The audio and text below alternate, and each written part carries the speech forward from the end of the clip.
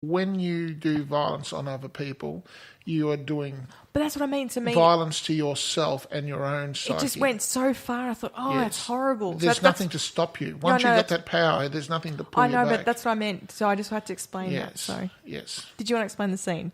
Oh, you very nearly got all the way there. Yeah, cool. You had the protagonist, and he had the girl's baby, which was the saviour, by the way.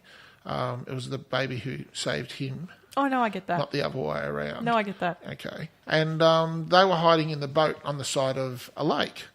Now, because he was injured, so he couldn't go with her. He couldn't go with her. And he took the baby so that it wouldn't slow her down. Yes, and anyway, so he was hiding in this boat, and they were overlooking.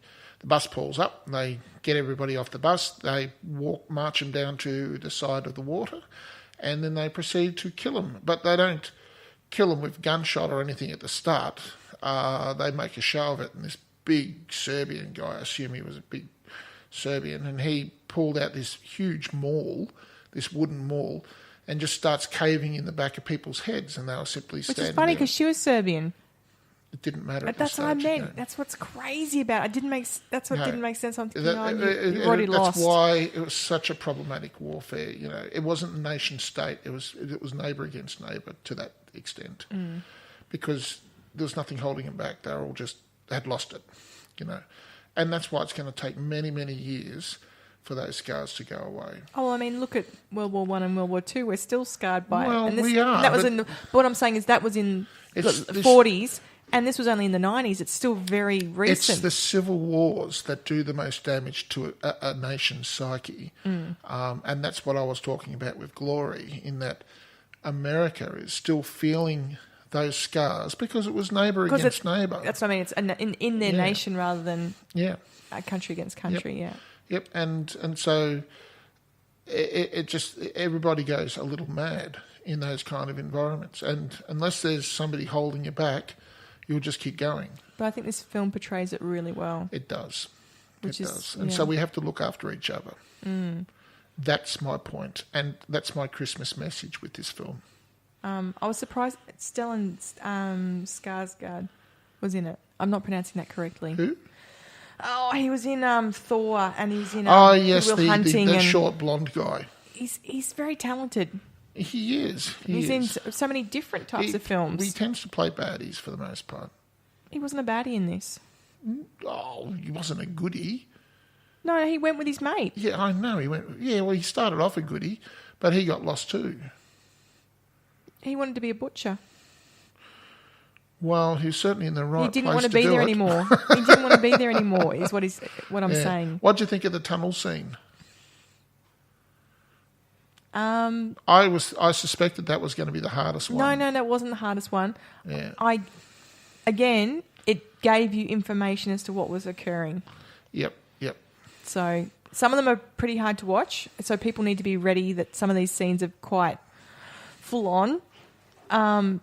But they do give you an idea of what each character's feeling, how they feel about what's happening. Yep. So it's important, but people need to be ready for it. I found this one the most difficult one to watch. Really? The tunnel scene, yeah. I'll just quickly describe it to I was actually surprised. My scientific brain went, well, if that actually happened, that child would have died. Yes, it would have. What was happening was this man who wasn't a friend, but he was just a fellow soldier. It was a soldier. Yes, he dragged the leading girl, who was heavily pregnant at this stage. She had been exchanged as a prisoner of war, and he was taking her back to her family house, but because she was heavily pregnant, it was her fault. Yes. And he was pretty miffed. He dragged her out. She exchanged a couple of expletives with him, and then he threw her to the ground and started kicking her in this, in a pregnant stomach sort of thing. And of course, that's when she had the child, on the road. Brought on by the trauma. Yep. But yeah, it was really hard to watch that for me. I would have shot the guy. Oh, wouldn't have hesitated. No. I wouldn't have even given him a warning. I would have just picked up the gun and banged. I'll deal with the paperwork for this later. It's sad because, I tried. I remember the very first time I saw it, I was just outraged. It was horrific. Outraged. Yep. But he's brought up to think like that, and that's how their community Culture. Their culture thought. Yep. And Yes. It's funny because, you know, she's a prisoner of war. She has no say whatsoever. And no, and she's just like flotsam on the sea.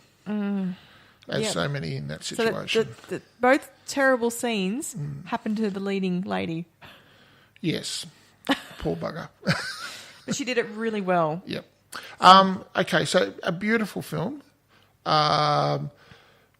Would you recommend it to people? I'd recommend it to some people. I don't think everyone could take this film because it is pretty hardcore. This is about as hardcore as it gets before you go into like Christmas season. Yeah, I couldn't help myself. I think, but you can see why there is a genuine connect. Because I know. Christmas it's all about. It's funny because I've done a whole All You Need Is Love sort of film, and you've done a. I come at it from the other side. I always do, and I knew you'd come at it with some film like I thought I'd get Rudolph the Red-Nosed Reindeer or something like that. I didn't know what I was going to get, but it was going to be something with like sparkles on it. But I think this would be a good film for people, but they must be aware that the leading heroine cops it big time. Yep. There are some pretty hardcore scenes, but they help the storyline and set up the culture references. If you have been exposed to domestic violence, this is This is not the film for you. Not for you. Move right along. This is up there with Once Was Warriors, this sort of thing. I don't think we ever want to do that one, do we? No, we don't. People just don't watch that movie. No. I think it's a good film, but yes, again, if domestic violence has been in your life, no, don't go watch near it. This. Yeah. So how many stars will you give it, Paul? Well, I think this. Hang on a sec. I'm just going to pick my boy up. He's coming. He's looking all groggy. Okay. Say hello to everyone. So he's.